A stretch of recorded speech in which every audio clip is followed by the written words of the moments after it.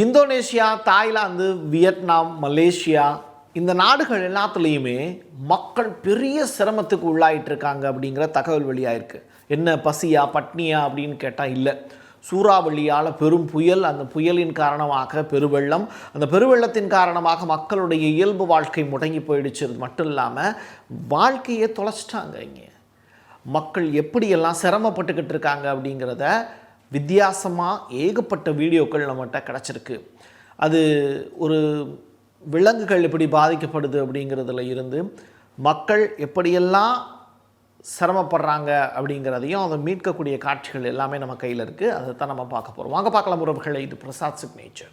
Prasad signature media broadcasting private limited. நீங்க news ரீடரா மாறணுமா, content கிரியேட்டரா உருவாகணுமா, satellite சேனல்ல ரிப்போர்ட்டரா வேலை பார்க்கணுமா, டாக்குமெண்ட்ரி மேக்கிங்ல இருந்து ஜேர்னலிசம் பற்றிய முழுமையான பயிற்சி பெற உங்களுக்கான அருமையான வாய்ப்பு. எங்களை தேடி வாங்க. ஆன்லைன் மற்றும் நேரடி பயிற்சி வகுப்புகளும் சர்டிபிகேட் கோர்ஸாவே கத்துத்தரும். மீடியா துறையில் 10 ஆண்டுகளுக்கு மேல அனுபவம் உள்ளவர்கள் பயிற்சி கொடுப்பார்கள். வாய்ஸ் ஓவர் தொடங்கி வாய்ஸ்லெஸ் பீப்புளுக்காக உங்களை சிறந்த ஜேர்னலிஸ்டா உருவாக்க வேண்டியது எங்களோட பொறுப்பு. ஸ்கூல்ஸ் அண்ட் காலேஜஸ்ல ஜூனியர் ஜேர்னலிஸ்ட்ங்கிற பேர்ல ஒர்க் ஷாப்பும் கண்டக்ட் பண்ணி கொடுக்கிறோம். மோட்டிவேஷனல் ஸ்பீக்கரா கடந்த 15 ஆண்டுகளா கல்வி நிறுவனங்களுக்கு நிகழ்ச்சிகளும் நடத்தி தரோம். தொடர்புக்கு 9944790333 94493594 prasad@gmail.com. உங்களுடைய தொழில் சம்பந்தமான விளம்பரங்களை நமது சேனலில் ஒளிபரப்ப உங்களுக்கான அருமையான வாய்ப்பு.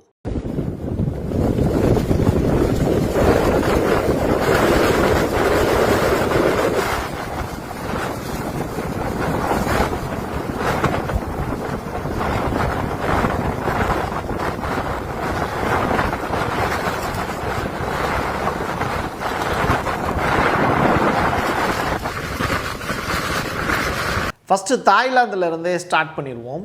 இந்த தாய்லாந்து அப்படிங்கிற நாட்டில் ஒரு பெரிய சூறாவளி. அந்த சூறாவளியில் மக்களுடைய வீடுகள், சாதாரண சூறாவளிலாம் நினைக்காதீங்க, ரொம்ப ஸ்பெஷலானது தான். நம்மெல்லாம் சூறாவளிக்குள்ளே சுழன்று போயிடுவோம் அப்படிங்கிற மாதிரியான வார்த்தைகள்லாம் நீங்கள் திரைப்படங்களில் பஞ்ச் டயலாக் கேள்விப்பட்டிருப்பீங்க.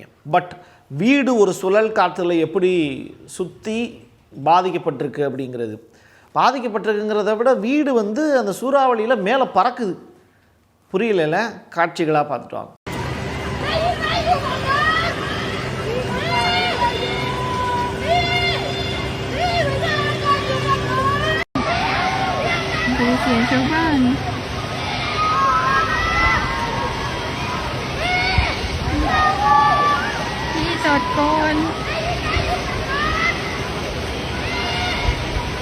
சரி, இவ்வளவு பெரிய பாதிப்பு ஏற்பட்டிருக்கே, இதனால் புயல்னால் மழை வெள்ளம்லாம் பாதிப்பு ஏற்பட்டிருக்குங்கிறது தெரிஞ்ச விஷயம்தான்.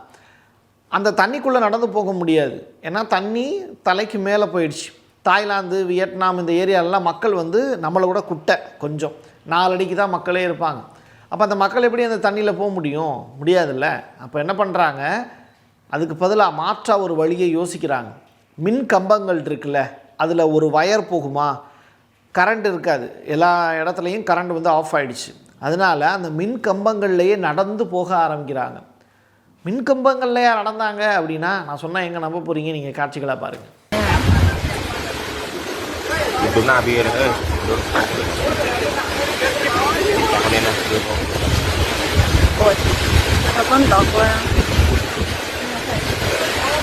இந்தோனேஷியாவில் தாய்லாந்து பார்த்தாச்சு, அடுத்து இந்தோனேஷியாவுக்கு போயிடுவோம். இந்தோனேஷியா அப்படின்னாலே நமக்கு தெரியும், சுனாமியினுடைய முதல் அறிகுறியே அங்கே தான் நடக்கும். சுமத்ரா தீவு உள்ளிட்ட பகுதிகள்லாம். அப்படிப்பட்ட இடத்துல மக்கள் பாதிக்கப்பட்டிருக்கக்கூடிய காட்சிகள் இதெல்லாம் ஒரு புறம். மக்கள் அப்படியே சேரலையும் சகதியிலையும் அப்படியே விழுந்தடிச்சு உயிரை காப்பாற்றிட்டு வெளியில் வர்றாங்க. அந்த நேரத்தில் தூரத்தில் ஒரு புலி தன்னுடைய குட்டியை கூட்டிகிட்டு அப்படியே தண்ணிக்குள்ளே மிதந்து நடந்து வருது. அதனடா ஜூவா அப்படின்னு கேட்டால் அதுவும் கிடையாது. சாதாரணமாக மக்கள் வாழக்கூடிய பகுதியில் எங்கிருந்தோ தப்பிச்சு வந்த புலி அந்த இடத்துல தண்ணிக்குள்ளே அப்படியே நடந்து வரக்கூடிய காட்சிகளை பார்க்க முடியுது. இதையும் பார்த்து பெரிய அளவில் மக்களுக்கு ஷாக். என்னடா இது, ஒரு பக்கம் வெள்ள பாதிப்பு இருக்குது அப்படின்னு பார்த்தா இன்னொரு புறம் விலங்குகளும் இதனால் பாதிக்கப்பட்டிருக்கு அப்படிங்கிற செய்தி. ஸோ அந்த காட்சிகளும் ரொம்ப வித்தியாசமான காட்சிகளாக தான் இருந்தது, அச்சுறுத்தக்கூடிய வகையில் இருக்குது. இப்போ புலி எப்படி காப்பாற்றுறது? நம்மளால் அது முடியாத காரியம். அது பக்கத்தில் போனோம் அப்படின்னா நமக்கு தான் ஆபத்து. அந்த மாதிரியான நிகழ்வுகள் அரங்கேறுது. இன்னொரு புறம் அப்படியே பேரலாக இருக்கக்கூடிய காட்சிகள் வந்து ஒரு பாம்பு, அது பெரிய படையவே கூட்டிகிட்டு வருதா இல்லை தனியாளாக வருதான்னு தெரியல. ஒரு 10 அடி நீளத்துக்கு இருக்கக்கூடிய பாம்பு வந்து பார்த்திங்கன்னா தண்ணிக்குள்ளே அப்படி போகக்கூடிய காட்சிகள். இதையும் இந்தோனேஷியாவில் இருக்கக்கூடிய மக்கள் பாருங்கள் நாங்கள் யார் கூட வாழ்ந்துக்கிட்டு இருக்கோம் அப்படிங்கிறத படம் எடுத்து வெளி உலகத்துக்கு சொல்கிறாங்க எப்படி சிரமப்படுறோம் அப்படிங்கிறத. Itu harimau gitu. Ya Allah. Jauh pun seram tu ni.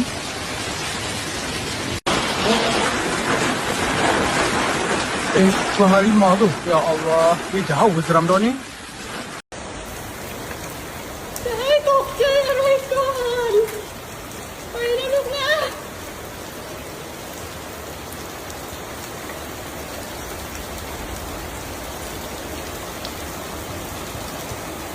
น้องอย่าออกมานะลูก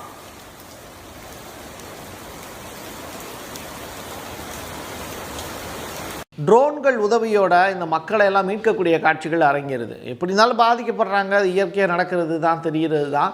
சரி, அந்த மக்களை காப்பாற்றணும்ல, அந்த வேலையை செய்யணும்ல, அதற்கு அரசு வந்து இப்போ தீவிர முயற்சியில் ஈடுபட்டிருக்காங்க. இதனால் ட்ரோனை பயன்படுத்துகிறாங்க. ட்ரோன் மூலிமா மக்களை அப்படியே கேப்சர் பண்ணி அப்படியே தூக்கிட்டு வரக்கூடிய காட்சிகள். அவ்வளோ வெயிட்டை தூக்கக்கூடிய அளவுக்கு ட்ரோன் வலிமையுடையதா அப்படின்னு கேட்டால் ஆமாம். இப்போ உக்ரைன் ரஷ்யாவுக்கு இடையில் நடக்கக்கூடிய போர்லெல்லாம் வந்து ட்ரோன்களை பயன்படுத்துகிறாங்கல்ல. ஸோ அந்த மாதிரியான காட்சிகள் அதில் அரங்கேறுது. அதில் வந்து ட்ரோன்கள் ஒட்டுமொத்தமாக அந்த மனுஷனை வந்து இறுக்கி பிடிச்சபடி அப்படியே தூக்கிட்டு வந்து நிலத்தில் போட்டுறது. இந்த மாதிரியான சாகசங்களும் நிகழ்த்தியிருக்காங்க. இது ஒரு வகையில் டெக்னாலஜி வந்து ரொம்ப பெரிய அளவில் யூஸ்ஃபுல்லாக இருக்குது எங்கே பாதிக்கப்பட்டவங்களுடைய இடங்களில். Dramatic rescue, a drone fights against the current to save a farmer caught unaware by flooding while working in a field. From the bank, the operator pulls it up and manages to land it on dry land. Drones have become one. நம்ம அளவுக்கு அதிகமாக ஆசைப்பட்டு என்ன பண்ணுறோம், ஒரு தண்ணி போகக்கூடிய இடத்துக்கு நடுவில் வந்து பாலம் கட்டி அந்த பாலத்தின் மூலிமா ஒரு கரையிலேருந்து இன்னொரு கரைக்கு போகிறோம். இது ஆசைன்னு சொல்ல முடியாது, நமக்குடைய தேவைகள் இருக்குது. அப்போ அந்த பாலத்தின் மீது தண்ணி வந்து மோதுது, பொருட்கள் வந்து மோதுது, தண்ணி வந்து மோதுது.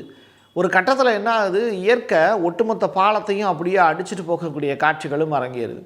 இது எல்லாமே நம்ம இங்கே சேஃபாக தமிழ்நாட்டில் இருக்கோம். பட் எங்கேயோ தொலைவில் இந்தோனேஷியா, தாய்லாந்து, மலேசியா, வியட்நாம் போன்ற நாடுகள்லாம் இவ்வளவு சிரமத்துக்கு மக்கள் உள்ளாயிட்டு இருக்காங்கிறத நீங்கள் தெரிஞ்சுக்கணும்ல. அதற்காக தான் இந்த காட்சியை ப்ளே பண்ணுறேன்.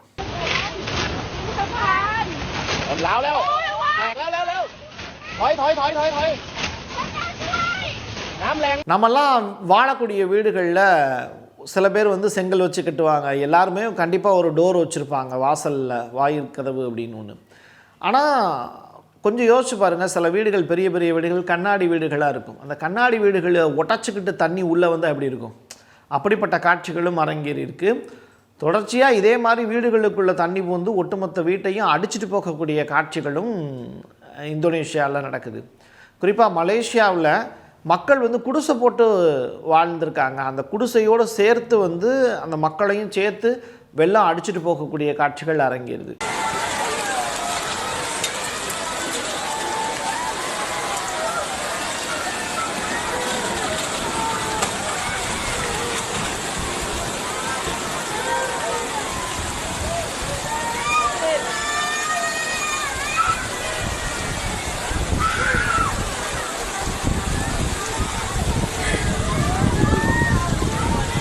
இவ்வளவு பிரச்சனை நடக்குது, இந்த காய்கறிக்காரன் எப்படா இப்போ வந்து காய்கறி விற்கிறாங்கிற கதையாக நம்ம யோசிக்கக்கூடாது.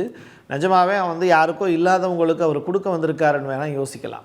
அந்த அளவிற்கு தட்டுப்பாடு, உணவு தட்டுப்பாடுங்கிறது இருக்குது. பட் காய்கறி அவர் சேல்ஸ் பண்ணுறாரா இல்லை கொடுக்க வர்றாரா அப்படிங்கிறது தெரியல. மக்கள்லாம் அவரை வெறிச்சு பார்த்துட்டு போகிறாங்க. பட் வந்து அவர் அந்த காய்கறியை மக்களுக்கு கொடுக்கறதுக்காக வராரு. அப்படி தான் நம்ம புரிஞ்சுக்கணும். இலவசமாக கொடுக்குறாரா அப்படின்னு கேட்டால் இது என்ன கலைஞர் கருணாநிதியினுடைய அரசா இலவசமாக எல்லாத்தையும் கொடுக்கறதுக்கு? ஏதாவது நிச்சயமாக வந்து ஒருவேளை நம்ம தமிழ்நாட்டு பக்கம் வந்திருக்காரா என்னன்னு தெரியாது நமக்கு. பட் அந்த கோர காட்சிகளை பேசிக்கிட்டு இருக்கோம். இருந்தாலும் இந்த மாதிரியான விற்பனர்களும் அந்த இடத்துல தங்களுடைய வியாபாரத்தையும் நிலைநாட்ட வேண்டிய தேவை இருக்குது. ஏன்னா அவங்களும் வாழணும். பட் இவர் ஃப்ரீயாக தான் கொடுக்குற மாதிரி தான் தெரியுது.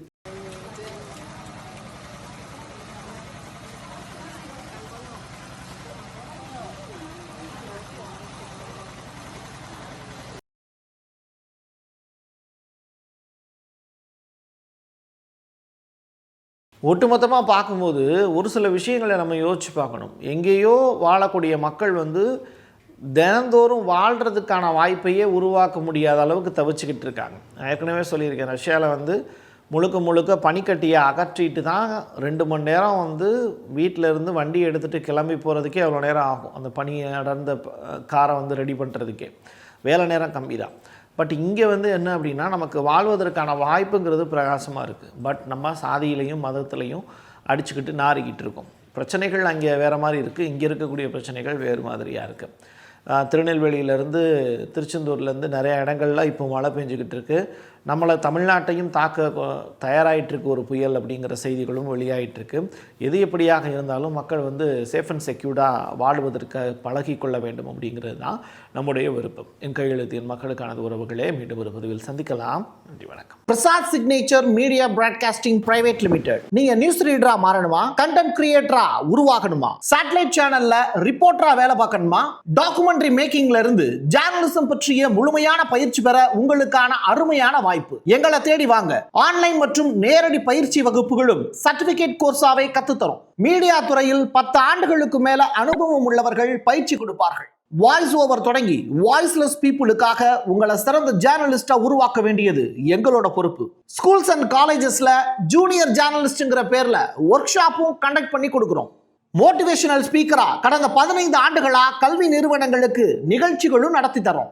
தொடர்புக்கு 9944790333 94493594 prasadsignature@gmail.com.